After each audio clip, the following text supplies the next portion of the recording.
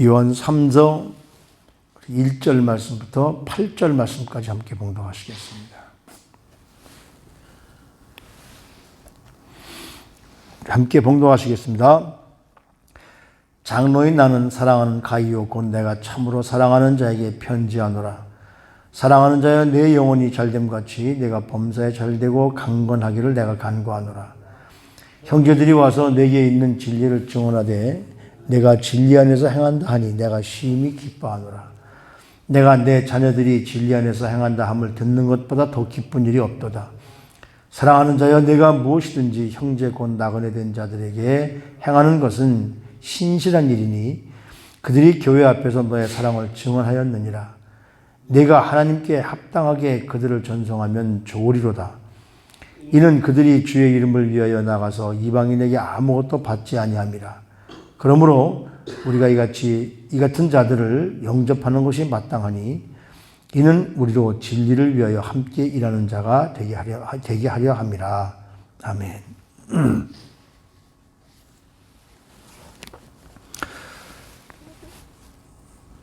사도 요한이 편지하는 수신자가 여기 오늘 보면 가이오라는 사람에게 편지를 합니다. 가이오라는 이름이 신약 성경에 3번 이상 나오거든요. 그 사도행전 20장에 보면 맨 처음에 20장 먼저 말하면 19장에 보면 마케도니아 그 사람 가이오라는 이름이 나옵니다.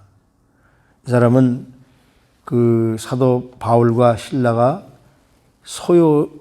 그 땅 사람들이 이제 그 아데미를 믿는 사람들이 이 사도 바울이 그 귀신 들린 사람을 쫓아졌을 때 동네 사람들이 막 난리쳐서 그곳에 사는 사람을 붙잡아서 이제 그 법정에 세웠던 일이 있었던 그 가이오가 있고, 또 20장에 보면 더베라는 곳에 도착했을 때 거기서 또 가이오라는 이름이 나옵니다. 그리고 로마서 16장과 고린도전서 1장에 나오는 그 가이오라는 사람이 있는데, 이 구전에 의하거나 역사를 한 사람들에 의하면 이 가이오는 그 사람들보다도 버가모에 사는 감독, 버가모 교회의 감독, 마지막 때 왜 7교회가 나오는데 버가모 교회가 나오잖아요. 거기에 감독이었을 것이라고 이렇게 추측들을 하기도 합니다만 누구에게인지 모르지만 자관 가이오라는 사람에게 편지를 썼는데, 이 사람이 그 교회의 중요한 직함을 받아서 교회를 다스리고 있었는데, 여기 2절에 보면 내 영혼이 잘됨같이 내가 범사에 잘되고 강건하기를 내가 간구하노라. 그러니까 그분이 몸이 좀 약했던 것 같아요. 근데 그 교회에서 소식이 오는데 뭐라고 그러느냐면 내가 진리 안에서 행한다 하니 내가 정말 기쁘고 감사하다. 그래서 나와 함께 있는 자녀들, 이 사람들은 진짜 자녀들이 아니라 교회에 양육받고 아마 의 사도 요한이 세운 교회였었겠죠. 거기에서 그 교인들이 진리 안에서 행한다 함을 듣는 것보다 더 기쁜 일이 없다.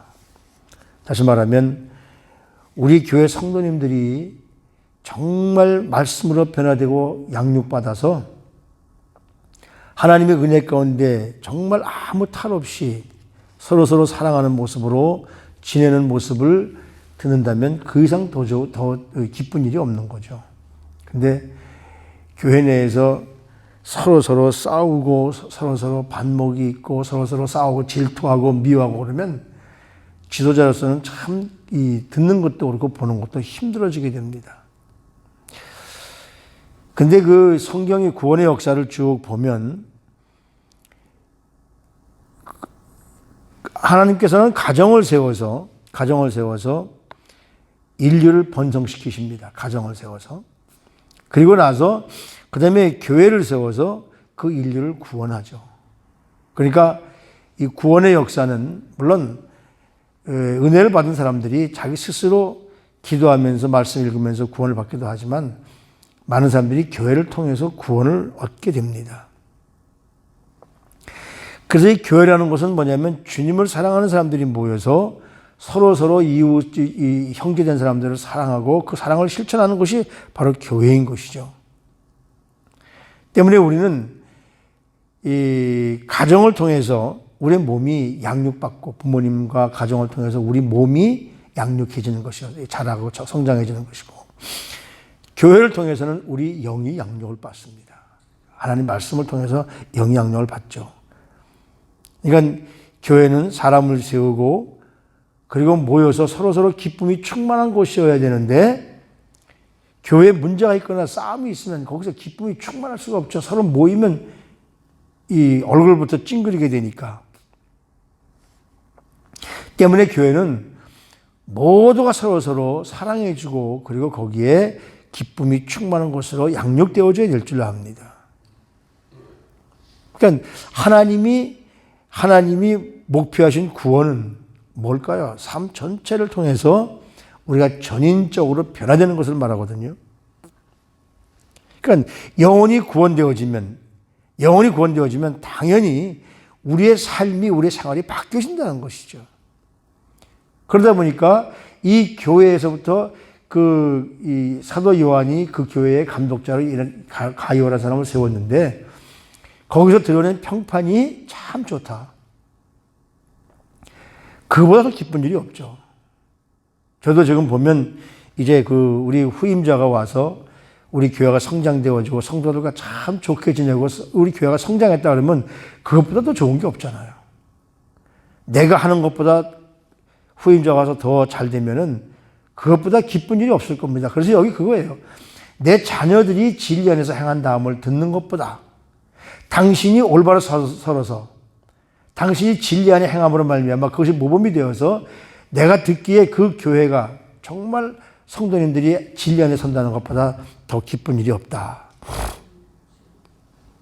다시 말하면 세상에서 가장 값진 것은 지옥에 갈 영혼들이 하나님 말씀으로 변화되어서 구원받는 것을 보고 듣고 느낄 때 그것보다 더 좋은 것은 없는 거죠.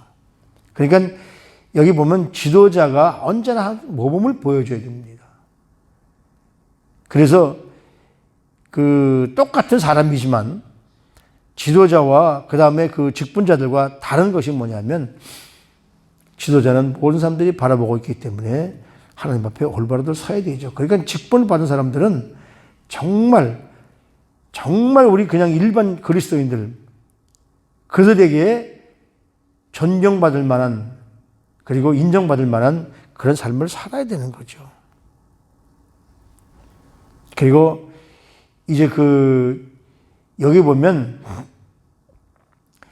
이 초대교회 당시에 이제 어떤 교회에 여기 만약에 이 사람이 버가모의 가이오 감독이라는, 버가모의 감독이었다면 모르겠는데, 감독이 그게 많지 않을 때이기 때문에 교회를 세워서 순회 전도자들이 돌아다니면서 이렇게 같이 다니면서 예배도 드리고 함께 말씀을 나누는데, 여기 그런 사람들을 잘 대접하라고, 사랑하는 자여 네가 무엇이든지 형제고 나그네 된 자들에게 행하는 것은 신실한 일이다. 그러니까 그분이 아마 이 나그네들이나 이렇게 오는 사람들이 예배당에 들어왔을 때 그들에게 신실하게 대했던 것 같아요.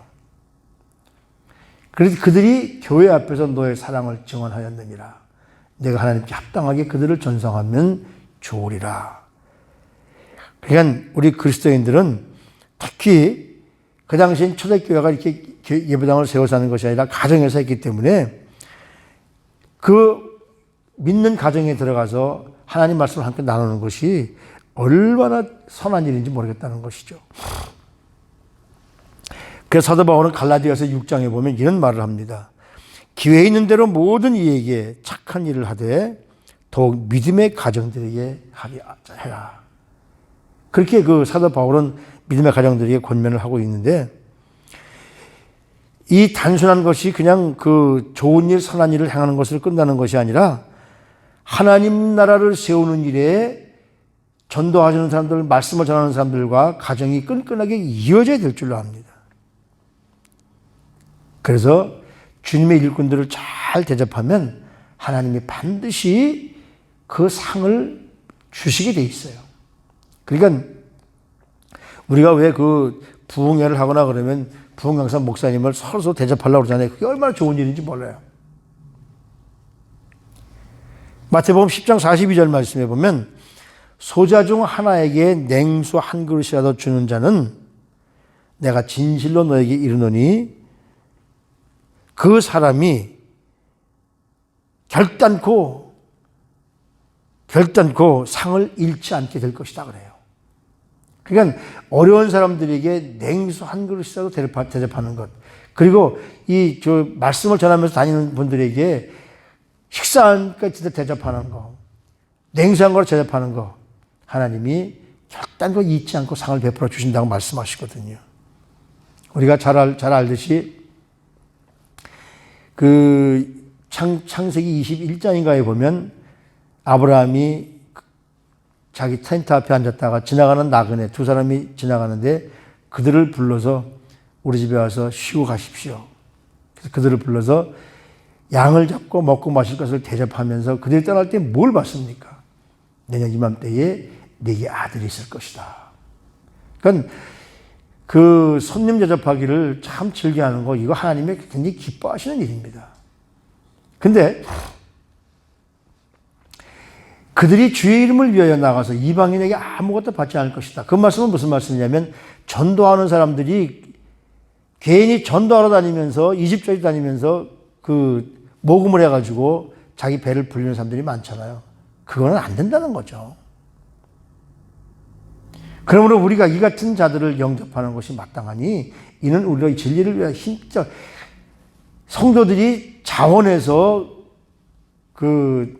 대접을 하고 자원해서 하는 것은 좋지만 자기가 자기 몸을 위해서 여기저기 다니면서 하는 것은 결코 좋은 일이 안 된다는 것이죠.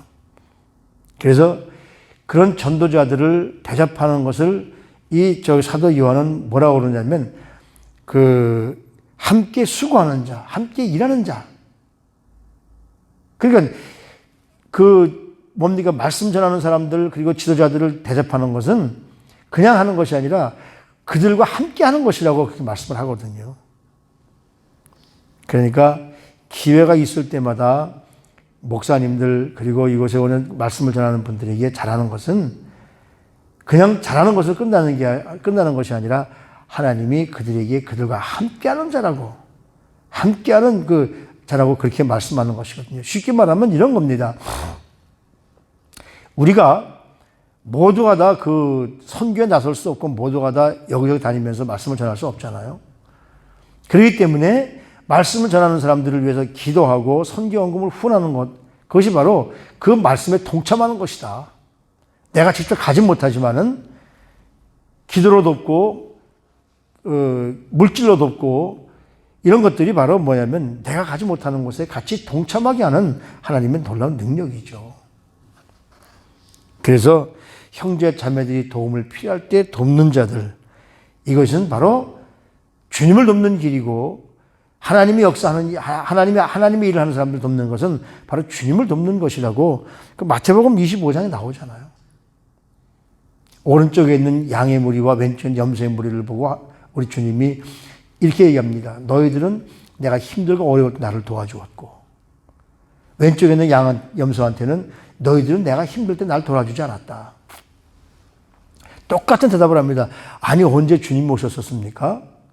주님 오셨으면 내가 더 잘해드릴 걸 하는 것이 이 양이고 염소는 그거죠.